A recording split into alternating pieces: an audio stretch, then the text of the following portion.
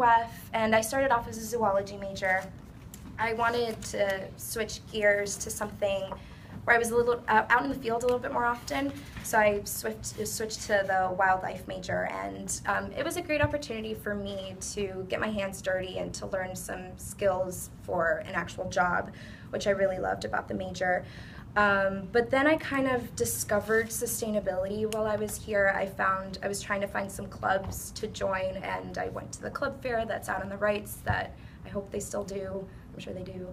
And I found this club called Gators for Sustainable Campus, which I'm told doesn't exist anymore, but that's okay. While I was there, it was a good way of getting to know the campus a little bit more, seeing what kind of professional development opportunities were out there. And so I learned about our Office of Sustainability and their internship program. So I started volunteering first with something called the Sustainability Hut. I don't know if you guys have ever heard of or seen it around. Started volunteering there, and then I started interning, and that was like my main project that I helped coordinate, develop the educational activities, actually do the on-site outreach, permitting, logistics, scheduling, coordinating, all of those kinds of things that you don't really know about the Sustainability Hut. And it was so fun for me, and I realized that while I loved animals and being outside, I really loved communicating with people. I loved the aspect of education that came with the field of sustainability and the environment.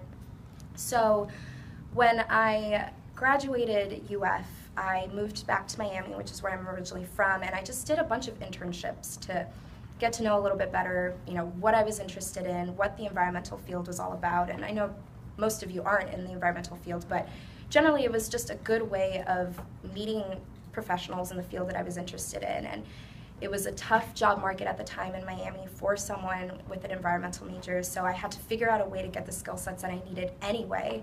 So unfortunately I started off with doing, unpaid internships, but it was a really great way to get to know the field in, the network in Miami, and meet people and start really further developing my communication skills and my writing skills and project management skills and things like that.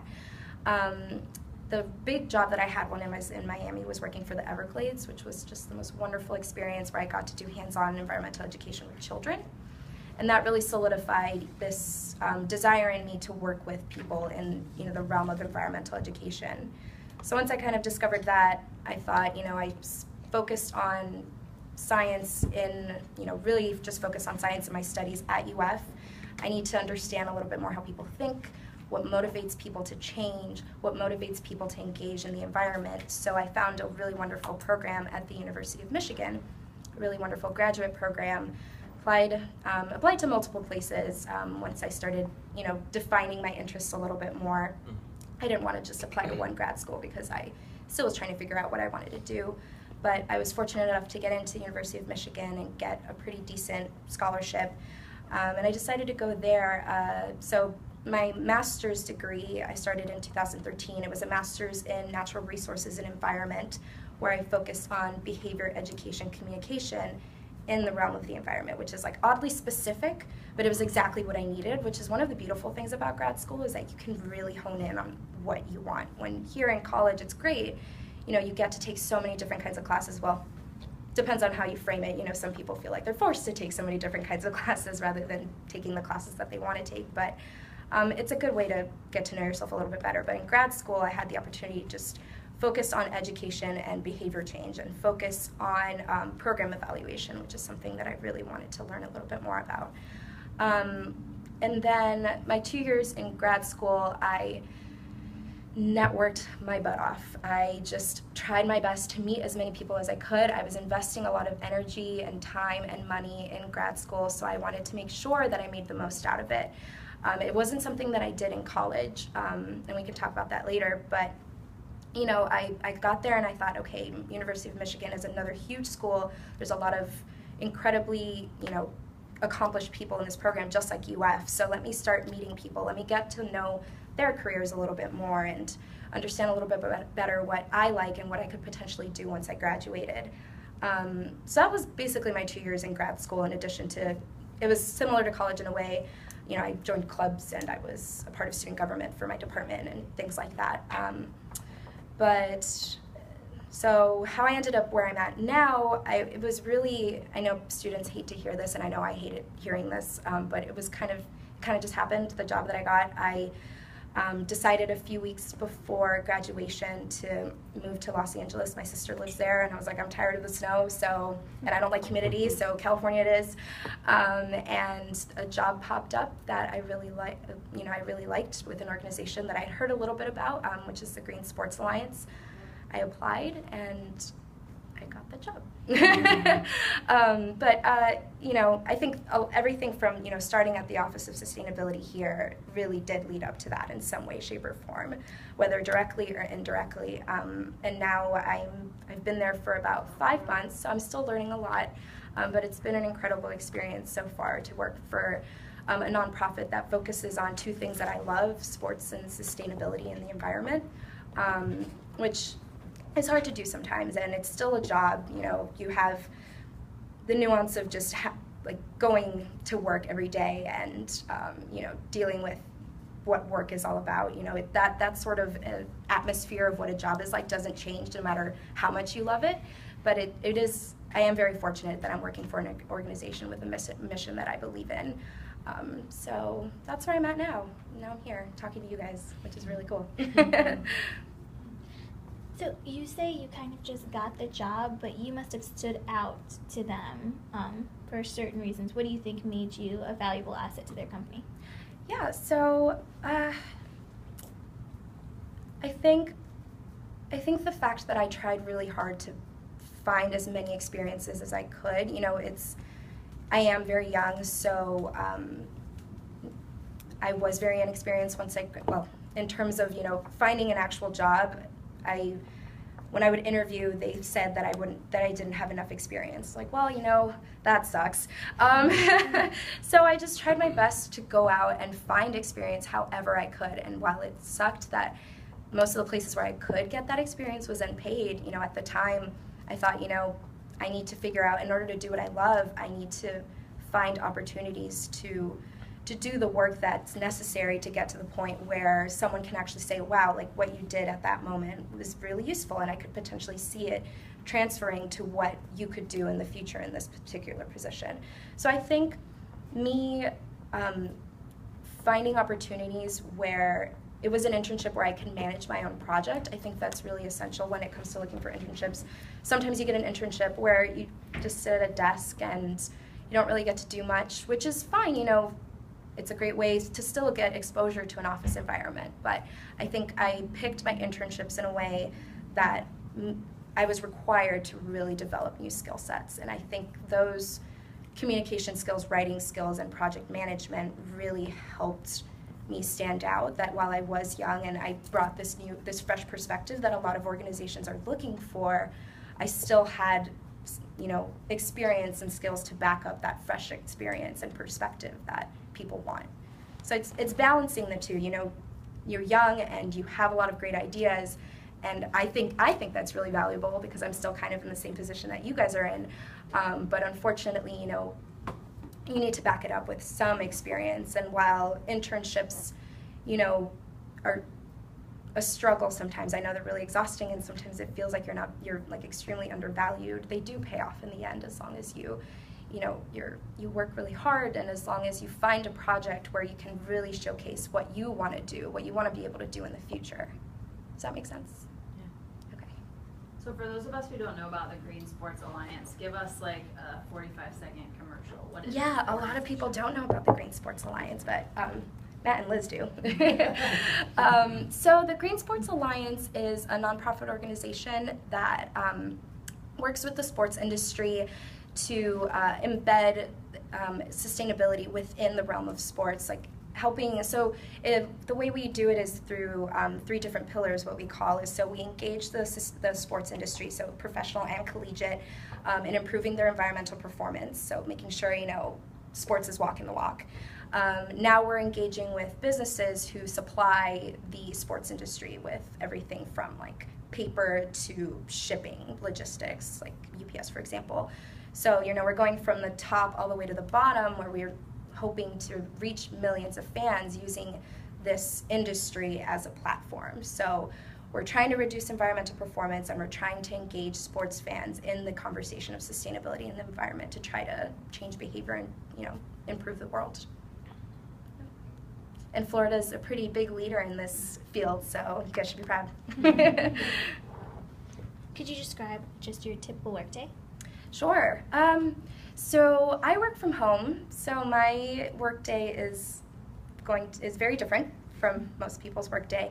But in terms of what I do, it's interesting. It's what I want to do. I'm talking to people all the time, and that's one skill set that I think is undervalued in just about every single field.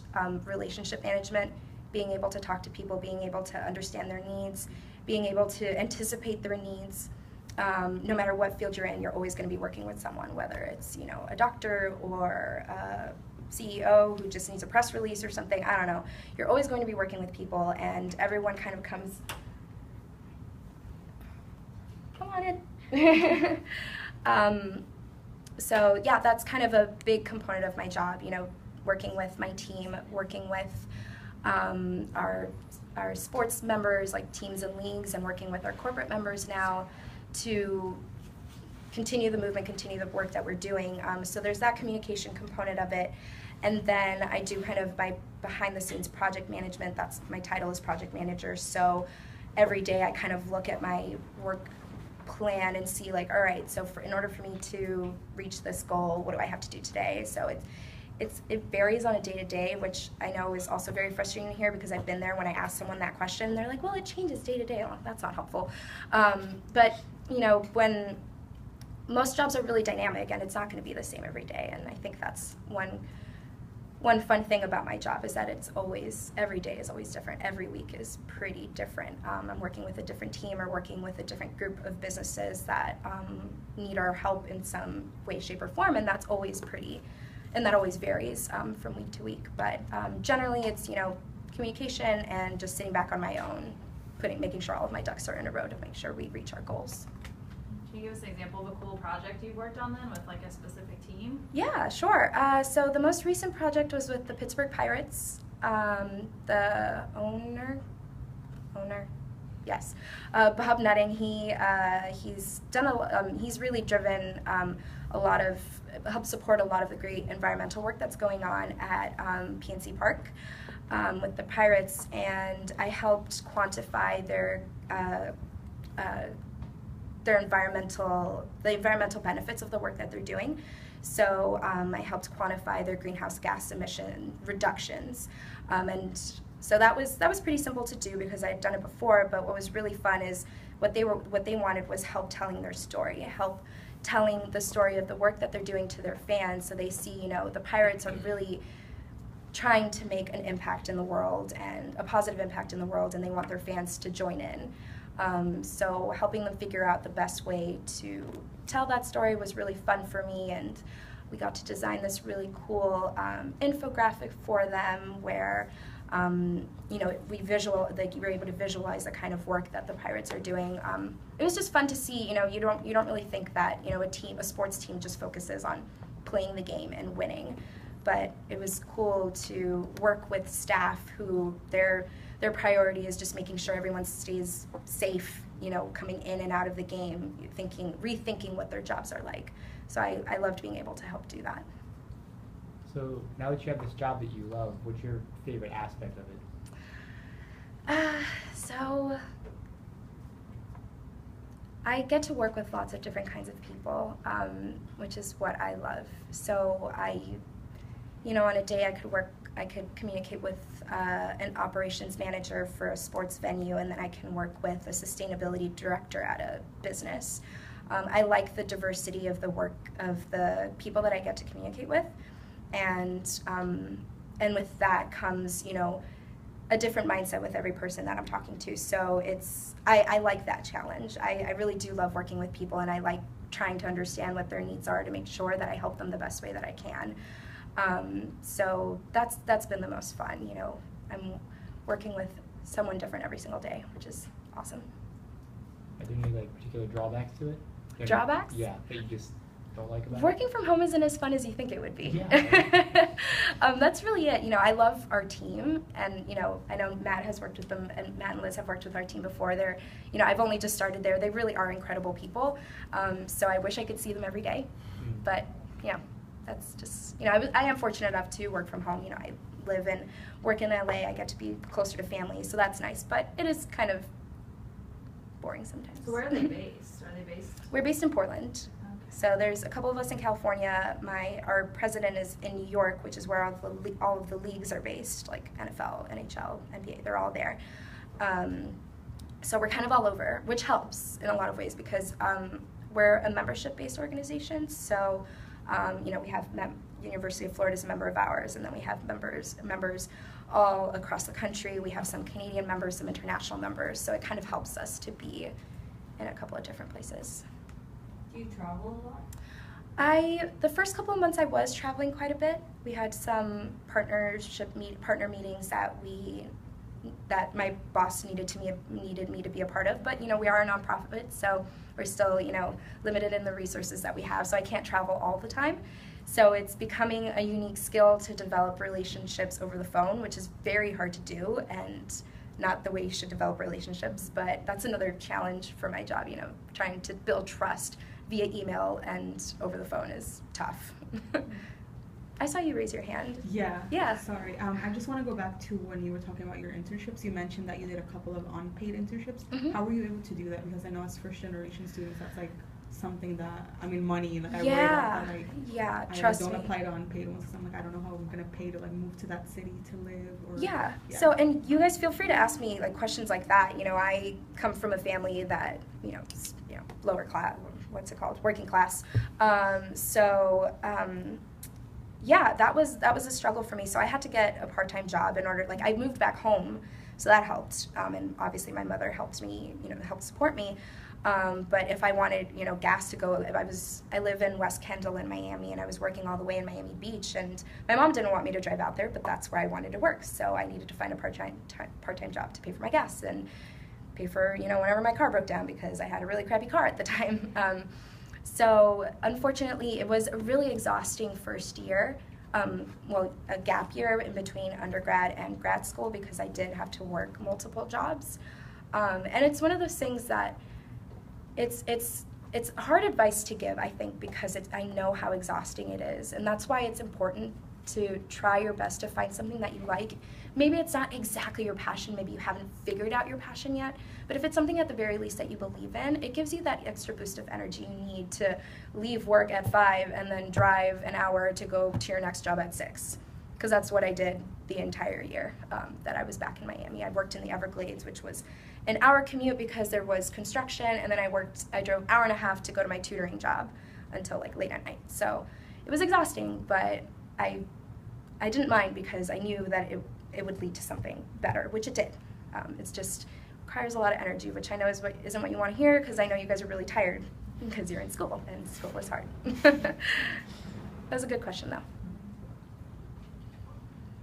So I have a question. So how was it like moving from like Miami to like Michigan? Because like I'm looking into like school there, so I'm just like wondering. Yeah. Are you originally from Florida? Yeah. Okay. It's hard. Shoveling snow sucks. I mean, it was fun being like the token Florida girl. You're basically the butt of every single Florida joke out there. I had a professor who, it was for my policy class, and he was not a George Bush fan, and anytime he had a chance to talk crap about George Bush, he would, and then he'd look at me. It's like, it's not I was 10 when he got, you know, elected, sorry. But anyway, so that's, you know, you are a breath of fresh air in Michigan, which is always fun. Being a minority in Michigan is a little hard. Like having grown up in Miami, I didn't know what it was like to be a minority, really. So that was interesting. In terms of adjusting to the weather, you can get used to it. You don't like it maybe, but you just get used to it. But it is a different culture. It is a different kind of school. The students there are very different. You know, it's a little wealthier type of community. Not a lot of first-generation students, first-generation college students, and for people who come from warmer parts of the country or the world, it is a bit of an adjustment, and not just like adjusting to grad school life, but adjusting to this new way of living where you kind of live by the weather all the time and your mood adjusts. Like, seasonal depression is a thing. It really is. But I'm not trying to deter you from moving to Michigan, but just there were things that I didn't anticipate about it that I should have. But it was still a great experience, like going somewhere new, meeting new people. I made really wonderful friends at Florida, and I made really wonderful friends at Michigan. So and I think it helped leaving Miami in order to do that. I learned a lot about myself. I learned a lot about my field, and I just learned a lot about a new place that I probably never would have lived in otherwise. Have you ever visited Christmastown or Hell, Michigan? No, I didn't. My friends did, though. That place is so weird. Christmastown or Hell? Christmastown. It's an actual Christmas town. It's really bizarre. But no, Michigan's an interesting place. There's Detroit, which is, has its own struggles and is still a city. And then there's Ann Arbor, which is like its own little like bubble. And then there's like smaller cities like Grand Rapids and Traverse City, which are beautiful, but they're not like the cities that we're used to here in Florida. That's for sure. Did you have any influential mentors growing or in school? Yeah. Do you have one at your job? When I was working at the Office of Sustainability here, the staff that I worked with were really my mentors for the most part. And I had a professor who I studied abroad with. I studied abroad when I was here. I don't know if you guys have gotten the chance to do that, or if you will. That was a great way of getting to know one of my professors, Mark Hostetler. He works in the Wildlife Department. He's awesome. So while I was here, those were my mentors, and I had, I guess, one mentor in grad school who is the professor that I primarily worked with. If you're looking for a mentor, the thing that I've had this question asked before, like, what do you look for in a mentor? What do you think makes a good mentor? And I love a mentor who is honest. And my mentor in grad school was brutally honest, which often hurt a lot, but I appreciated someone who was very realistic about and knew me well enough to understand what was realistic for me, in the sense, like, pursuing my dreams within the realms of, staying on Earth. I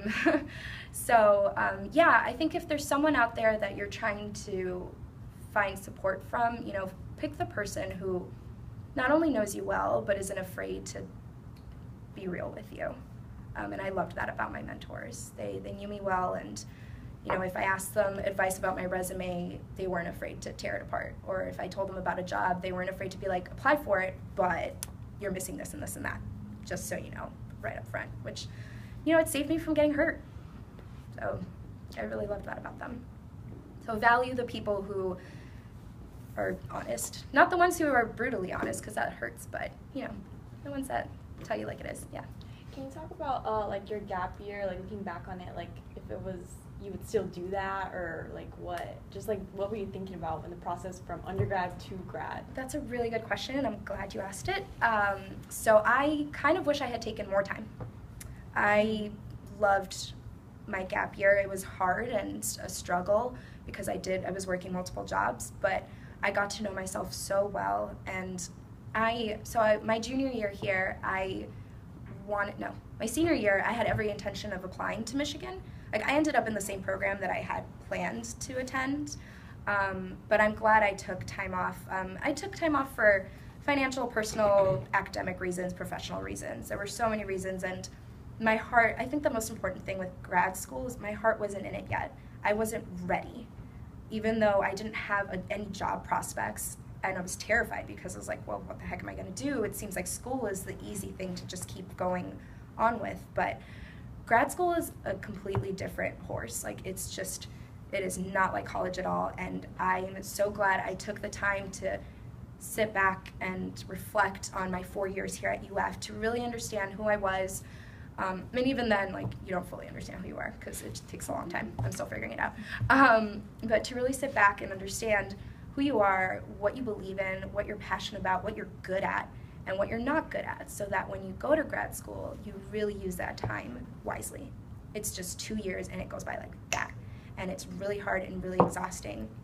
And grad school is really expensive, so you want to make sure that you use that time to get your master's or PhD in a way that's valuable to you, in a way that makes, helps you reach the goals that you intended when you first applied.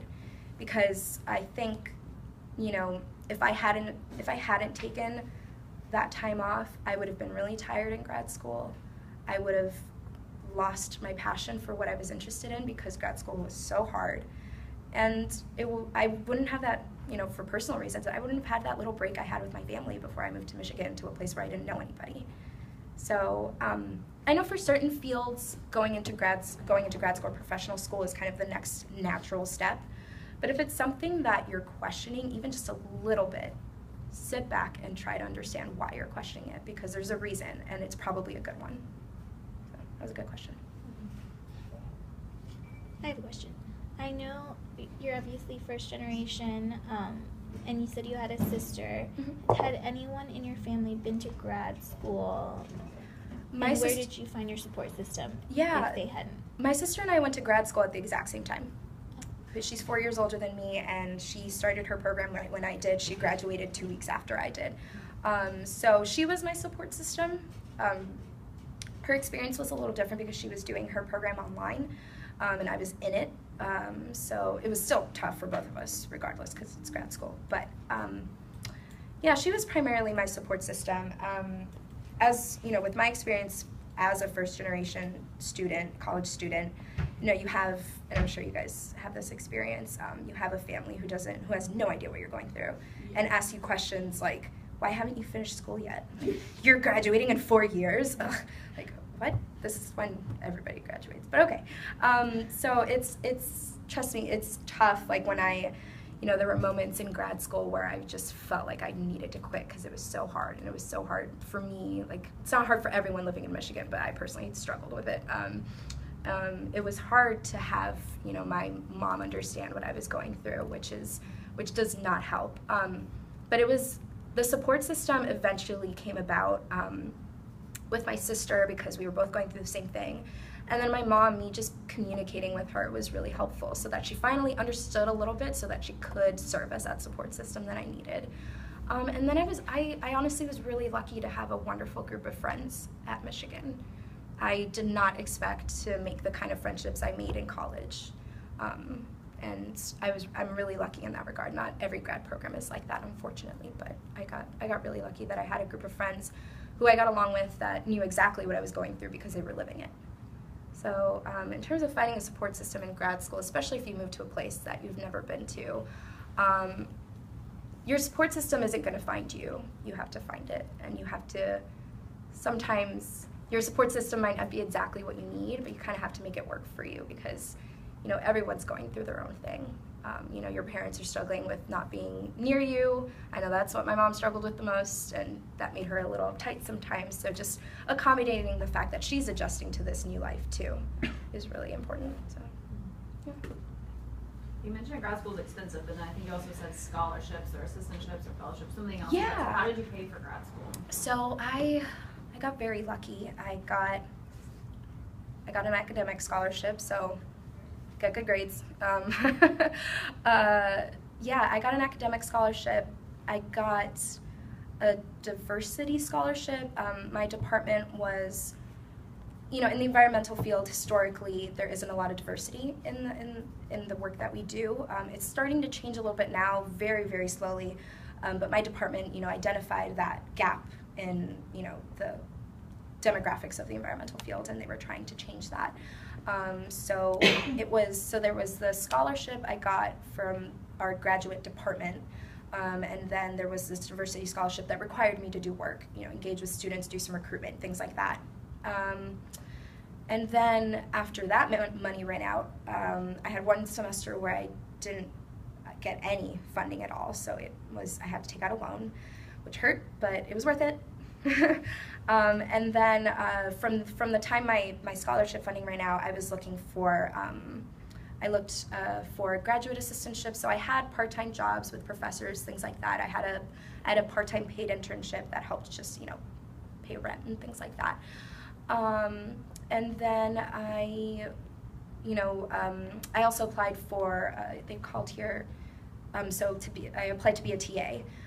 in Michigan. It's a graduate student instructor, which is just such a mouthful. But I applied multiple semesters to be a TA. That was the hot gig at Michigan. So it was really, really competitive. But my final semester, I finally was able to get one, and it covers everything. It gives you health insurance even. So I found different ways to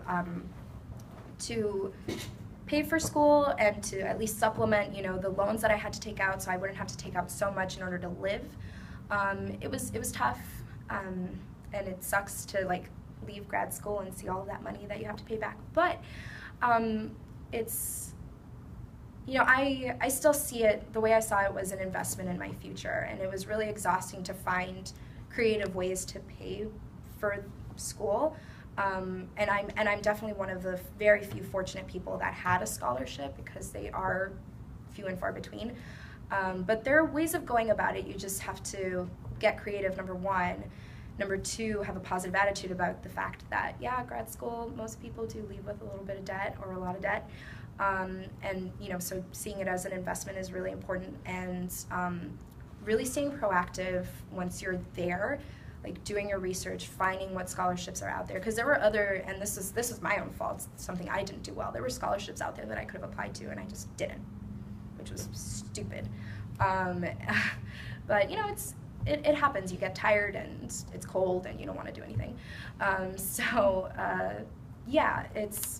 There's ways of paying for grad school. It's just, it takes a little bit of energy, which is why I recommend taking some time off from school, because you are so tired once you graduate that the thought of doing exactly what you're doing now in 2 years is even more exhausting, trust me.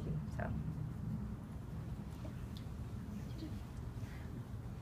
Well, thankfully you probably didn't have any undergrad student loan debt. No, MFOS. The value of going to graduate school, while expensive, many opportunity scholars don't have much undergrad debt to add on. That helped, because I'm sure if there was, I had friends who went to private schools for college and friends in grad school that went to private school for college, and hearing about their tens of grands of debt is just intense, and I can't imagine leaving grad school with even more. We are fortunate that we don't have that issue as much. It's not as much of an issue, but that's why it was easier for me to see grad school as an investment, because I hadn't already invested. I invested my time and energy, but I didn't have to take out too much money or use up too much of my parents' money in order to graduate from college. So that made it a little bit easier. And I was able to actually save up a little bit of money during my first year to at least help, pay for a flight to fly to Michigan to move there. So that's Where also did you? helpful. Oh, go ahead. It's okay. No, you go ahead.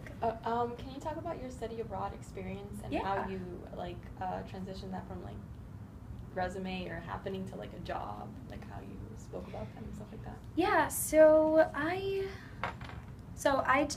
don't think I put that on my resume to get this job, but for other internships and other part-time positions that I had, or positions within grad school, it was really helpful. So I did a study abroad program in New Zealand for, I think it was 3 months, and I don't know what it's about now, but it was biodiversity and urban planning. So it was learning about the flora and fauna of New Zealand. While I loved this part of it, we got to meet with stakeholders in the field of conservation in New Zealand. So we went around and met with farmers and met with cultural leaders. We met with government officials, with business leaders, to understand how conservation efforts are implemented in New Zealand. And that's what I would sell when I would have an interview. Because studied abroad experiences, I think a lot of people just think you go to Italy and eat a lot of cheese. But I think there's ways of using your study abroad experience to not only demonstrate that you are a cultured person, which is really important. I think a lot of employers value that you know of the world and have seen some of it at least, and are a well-spoken person because of it. I think it also helps that you're doing that relationship building that we talked about. You're understanding what it's like to communicate with people who aren't just different, but are foreigners, so they're just night and day from what life is like. So selling your study abroad program in that regard. If you were able to do something like that, or if you had a project that you were able to do and that required you to work with people that you didn't know, I think that's the beauty of study abroad, and that's something that I think is really valuable, a really valuable experience, and something that you should share with people when you're interviewing for an internship or a part-time job or a research position or something like that. I think employers really value, a well-spoken, thoughtful, sensitive, tactful person. That was actually my question. Cool. Anything else? How have you stayed in touch with UF since graduating and becoming an alum? How do you stay connected? Not as well as I would like. So I love that you guys are doing this. I think it's amazing. And I'm so glad that Leslie reached out to me to come out here. She filled in the alumni map, which all of you will do at some point upon graduating. I love looking at that map. They pop into my inbox when I get them, and I'm like, cool. Oh my gosh, you're doing something really cool. How about this? And she said, actually, and I said, we could Skype you in, because obviously you're in LA, and we don't have the funds, neither does your company, apparently, to send you here. So we're like, we can Skype you in. She's like, I'm actually going to be in town. So it all worked out. Yeah. So that's one way you've stayed engaged, is through the alumni map. Yeah, so I think FOS is what you guys are doing, really building a good network for us to stay connected is awesome. I love that. That wasn't, something that I tapped into when I first graduated. But now there's Gator alumni clubs all across the country. There's a Southern California one with like the greater Los Angeles area. So I've stayed connected to UF in that way. The president of the Southern California Gator Club wants me to help out with our young professionals, alumni connection, and things like that. So I'm trying to reconnect with UF through those Gator clubs, and there's a lot of really great ones out there. Some of them aren't as active as others. Some of them just get together for football, which is fine. So that's how, now that I've left grad school, I feel like I have the mental capacity to engage with people. So yeah, that's how I'm trying to stay connected. It's tough because, people really do move around a lot, and those connections can be lost so easily. But it really, I know it's really cheesy because you guys hear it all the time, but maybe it's not cheesy because you guys are in it. Like the Gator Nation really is everywhere, and people really do love making those connections with one another. It's such a relief when I see someone wearing a Gator hat or a Gator shirt. I'm like, you know what I went through. So that's pretty amazing, and I love that there's a community. Most of the Gator alum in LA are attorneys or work in Hollywood, but they're still wonderful people, and they have similar memories to yours, which is nice. And we have a handful of MFOS alums who are out in LA too. One I was telling you about, but now that I'm sitting here thinking, I think there's 2 others as well that, great. that are in LA. So I'm going to try to connect the 4 of you, and all of you are young because the program's not so old. So maybe a good connection. Great, very cool. What's Sorry, I was just gonna ask how you like living in California and LA. I never had any intention of moving out there. I was always like, I'm an East Coast girl through and through. But surprisingly, I love it. It's so I'm originally from Miami, and it reminds me a lot about like the diversity that I was missing in Michigan. I have again in Los Angeles, which is wonderful. I didn't realize how much I missed it until I lost it, or I didn't realize how much I loved it until I lost it. So that aspect I love about it. My family's Nicaraguan, so there's a couple, there's a couple of Nicaraguan restaurants there, which helps. Not as many as in Miami, but they're still pretty good. So there's that, and it's nice to be in warm weather again. I'm still blown away by there's a beach next to me and then mountains next to me. That's just, that blows my mind. But I actually live in Pasadena, which is a smaller city in the Los Angeles County.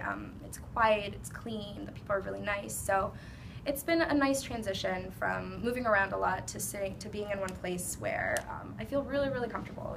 It's nice. So that helps, working from home, like I said, is hard, but at the very least I live in a place that when I walk outside I feel very comfortable. And, Have you been to Portland yet? I went to Portland once in August. Portland is beautiful. There's this thing that they say, keep Portland weird. Portland's weird. And Austin, I think Austin says that too. Whatever. But Portland's another beautiful city. But when after 1 year in Miami, before I started grad school, I did a summer internship in Manhattan. In Manhattan, I worked for a park, an urban park there called Hudson River Park. It's right along the Hudson River, working as an environmental educator.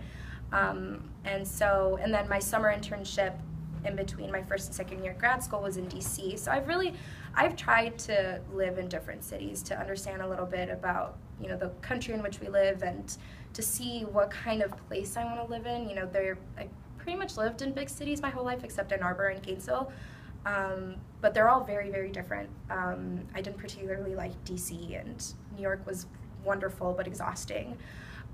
So, you know, if you get a chance, even within Florida, like to move to a different neighborhood in the city in which you live, like try to get to know different areas if you can, or like work in an area that's a little bit different from what you're used to, just to see what you like, just to get to know different kinds of people, get to know a different environment. It really energizes you when you change, you know, when you change your environment a little bit. So I'm not saying go live in New York unless you want to, but you know, a change of pace always really helps re-energize you, always helps you either refocus or think back on something that you had in the previous environment that you realize, oh, I took it for granted, I actually really love it.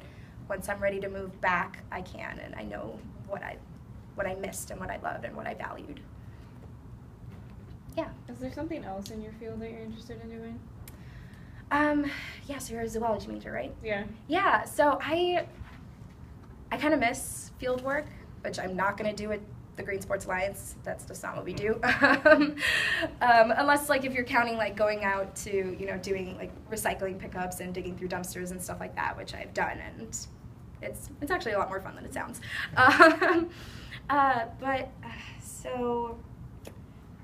So right now I primarily do outreach and project management. In terms of doing something different, that's a really good question.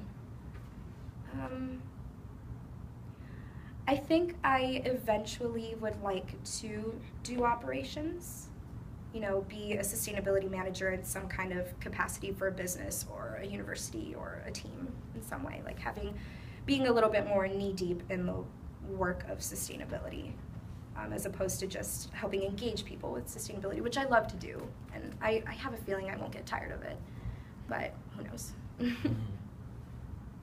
Do you have, like, any specific questions about, like, oh, no, I was just help? wondering. Yeah, no, Okay. I'm curious. Are there career advancement opportunities within the Green Sports Alliance? Like from where you are you at like an entry-level position? Or how's that work? Kind of. We're a very small staff. There's 8 of us. So, and, you know, Matt and Liz can tell you we started off with 3, I think, and now we're at 8 in a very short amount of time, which doesn't sound a lot, but it's a very small nonprofit that has, like, big dreams. So, you know, I think there's a lot of growth in that regard. You know, we have leadership that is really seeing beyond what has been done within the last 5 years, and that's what I love about it. You know, I think advancement can be seen differently. Advancement, like moving up the ladder in a business or in an organization, or increasing the scope of the work that you're doing. And that's how I see my work advancing with the Green Sports Alliance. Which is why, like, getting experience before, like, I know grad school is kind of like, especially, I feel like for first generation college students, especially from my family, you know, my mom thought it was like formulaic. You know, you go to college and then you get your master's and maybe you get your PhD and then life is perfect. But, you know, and I know that's really hard for parents to understand that that's not necessarily the trajectory that you have to take. But I think, so taking that time to get experience really helps understanding, like, what it is that you want. Like, do I want a position where I need to make sure that after a couple years I can advance to this other position and then this other position? Like, right now what I want is to pursue my passion. And in that, you know, the Green Sports Alliance has such a great vision, and I can see myself within that vision. So I was able to realize that, though, by taking the time to get to know myself a little bit better and get to understand a little bit more what I wanted out of my career. Did you raise your hand? No. Okay. When you talk about knowing yourself or finding yourself, what did you do? I mean, what are the, like, are there steps or are there things that you did? Because I think that's a common, spend time thinking and reflecting and figuring out your passion, but, like, do you have any deliverables in that maybe people could benefit from? Yeah, so, well, I think finding, you know, if you don't find a job, finding an internship with something like that, if you have the freedom to find any kind of job, you know, really, if there's something that you've always wanted to try, try it. I think that's a really great way to discover more about yourself, because then you'll realize, like, wow, I was right. This is awesome and I love it. Or, whoa, I do not know myself and this is not what I want to do. And you can kind of switch gears. And I feel like that's how I was able to understand a little bit better what I wanted to do. Working as an environmental educator, I realized I love communicating with people, but like working with kids outside isn't something I want to do forever, even though it's something that I love doing right now. So understanding that a little bit better, it was nice to move back home and reconnect with my friends, with people who had known me for half my life, and who, once I went back home, saw how I had changed and pointed it out, and it was cool to see how I had grown. And I think that's one aspect of getting to know yourself, seeing how you've changed. Not necessarily like rediscovering, but just understanding, like, when you graduated from high school, you were this way, and maybe you're still kind of the same person, but you care about different things. Your priorities are a little different. And I think reconnecting with people that know you well, or used to know you well, is a good way of discovering that. Like I said, moving to, and like, not moving to a new place, but like trying out something new, being in a new environment, finding a hobby that you've never tried before is a good way of getting to know yourself a little bit better too, which I know sounds really cheesy, but it helps. Yeah. So what is knee-deep in operations? Oh, okay, yeah. So managing a site, managing a building, in terms of, if we're thinking about environmental performance, thinking about like what comes into a facility, the energy used, the waste that comes into it, and water and things like that, like how people use the building, and measuring that and trying to be as efficient as you possibly can. Like, it's kind of like you have this big machine that you're trying to keep in balance, or you're trying to reduce its impact in terms of the environment. So one job that I think is really, really cool is there's the new C-suite position as the chief of sustainability within businesses, and they have this unique skill set where it's like these hard skills where they're really good at measuring waste and water and energy and keeping track of that and making sure the business is reducing their impact as much as possible, but then they're also engaging staff and customers in the work that they're doing, so that they can also become involved, because when it comes to environmental performance, there's only so much like technology that you can apply to reduce impact. You also have to bring in the people side of it and make sure people are also engaging in this type of work. And I think the idea of managing those two seemingly different things together is really, really cool. And there's people out there doing it now, which I think is, well, that's what these guys do over here. At least we try. Yeah. Can you describe a little bit about how you talk to your parents about this, for example? Because being like a sustainability and built environment major, and my parents obviously have not gone through like college and things like that, and it's just like they're like, well, what are you doing? Yeah, yeah. One time my grandma told me, "Oh, you're still studying animals?" Yes, Grandma. Yes, I am. Yeah, they don't really get it. I think it took a while for my parents to get it. I think my stepfather, he was looking forward to me becoming a doctor and him having like a condo on South Beach off of my money, which was a joke, but I think it was kind of serious. I don't know.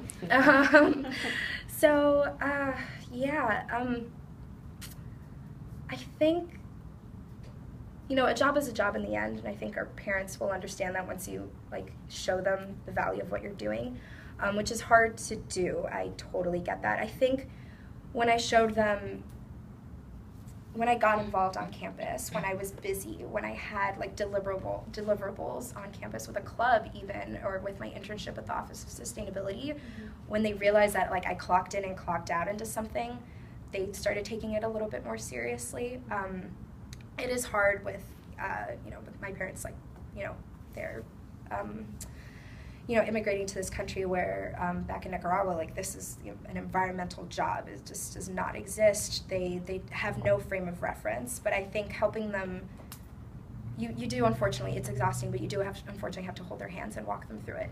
Show them like, this is my career, this is my boss and how I interact with them, and this is how I contribute to the organization or the business or the school or what have you. you have to hold their hands through it. Unfortunately, you can't just expect it to click for them. Like I changed a lot in college, and I would come back home, and I was a vegetarian for a few years, and like, if you're Nicaraguan and you have money, you're gonna eat meat. So that was it's little things like that. It took a lot for my mom to understand. But once I showed her that, I was getting good grades and I was being recognized for the work that I was doing, and I had an internship where I was getting paid, and I was well respected by my supervisors and my peers.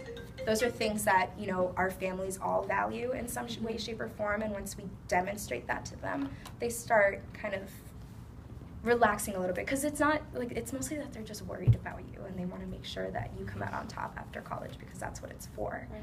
So I think, unfortunately, it takes a little bit more patience than we would all like to give, because we just wish they would understand. But we have to hold their hands a little bit through it. And it was the same thing in grad school, because my mom had no frame of reference for grad school at all. Mm-hmm. Just to clarify, did you already have your job position that you were applying to before moving to LA, or did you do it once you moved to LA? I got it once I moved to LA. I decided to move to LA like 3 weeks before I graduated, and I was like, well, all right, well, gotta look for work. Yeah. And so I started applying before I left. I applied for the Green Sports Alliance job like 2 days after I graduated, which was crazy, because I found it at the last minute and it was due a few hours later, so I just knocked it out as best I could. But then once I got to LA, I lived with my sister.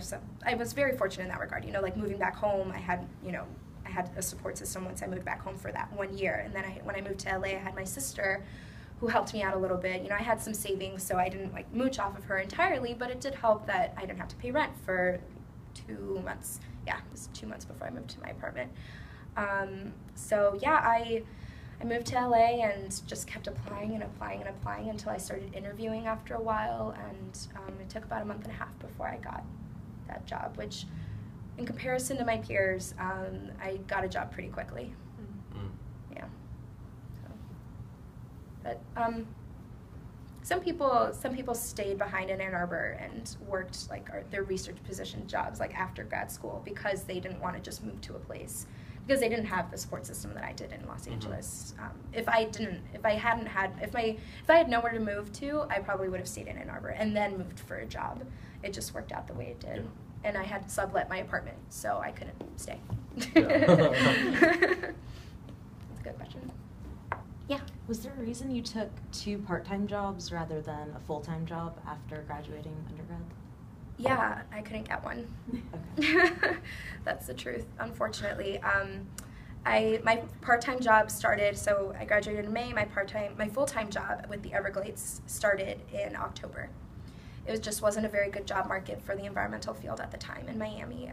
There were only 2 jobs. One of them was part-time, one of them was full-time, and the entire from May to September that popped up that I was actually qualified for, which was a struggle. I really struggled those first few months back in Miami, because it was just I went through these 4 years and I worked really hard. This sucks. But I just had to cope with the fact that yes, I didn't have as much experience as some other people, and the job market wasn't good. But I moved back home because I wanted to. That was my decision. So I had to figure out how to make it work. And so I found those part-time jobs, and then my Everglades job was full-time, but I still worked at night to make some more money. Yeah. Does anyone have any last-minute questions? Matt, can I add one more thing? Since you guys are here from the Office of Sustainability, can you give us a 45-second sort of commercial? 45 minutes, let's go. We have a lot of time. Alliance, and then sort of what your role is on campus, just to educate the group. Right, yeah, absolutely. So UF has had a leadership potential at sports since early 2000s.